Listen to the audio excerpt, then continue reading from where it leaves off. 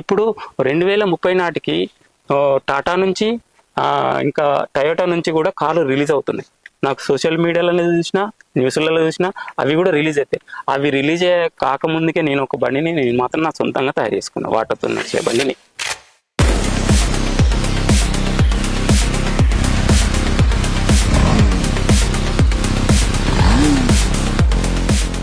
అంటే ఇప్పుడు మీరు నేటి ఇంజనీర్లకి, అంటే ఇప్పుడు ఇంజనీరింగ్ చదువుకునే యువకులకు కానీ ఇంజనీర్లకి మీరు ఎలాంటి సందేశం ఇవ్వబోతున్నారు? మీరు ఏం చదువుకున్నారు అసలు? ఫస్ట్ నేను చదువుకున్నది 10th అండి. ఓకే, నేను 10th చదువుకున్నా. నేను ఫస్ట్ చేసింది డ్రైవింగ్ ఇన్స్ట్రక్టర్ గా, అంటే ఒక డ్రైవింగ్ నేర్పించిన ఫస్ట్ స్టార్టింగ్ లో. దాని తర్వాత మెకానిక్ ఫీల్డ్ కి వచ్చేసిన. ఇప్పుడు నేను ఉన్న ప్రెసెంట్ వర్క్ వచ్చేసి బీడీ కంపెనీ నడిపించుకుంటున్నా.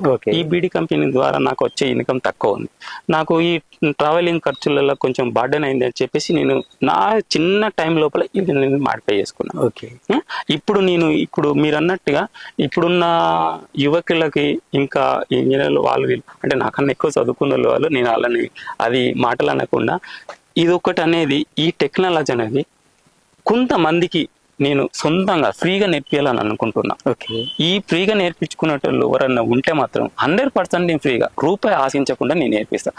నేనైతే ఎంత తీసుకుంటున్నానో మీరు కూడా అంత తీసుకొని చేసుకునేటట్టు అయితే నా దగ్గరికి ఎవరు వచ్చినా నేను నేర్పిస్తాను. ఎందుకంటే ఈ విద్య అనేది నాతో అంతం కాకుండా, అంటే నా మీద ఎంతమంది ఏ రకంగా అనుకుంటుర్రో నాకు తెలుసు, నా అంతరాత్మ తెలుసు. కాకపోతే ఏంటంటే ప్రతి ఒక్కళ్ళకి ఈ టాలెంట్ అనేది ఉండాలని నేను కోరుకుంటున్నాను. మీరు ఇలాంటి ఆవిష్కరణలు ఇంకెన్నో చేపట్టాలి, ఉన్నత శిఖరాలు కావాలని చెప్పేసి కోరుకుంటున్నామండి. ఇదండి వేములవాడకు చెందిన శంకర్ గౌడ్ నీటితో తయారు చేసిన బైకు కథ.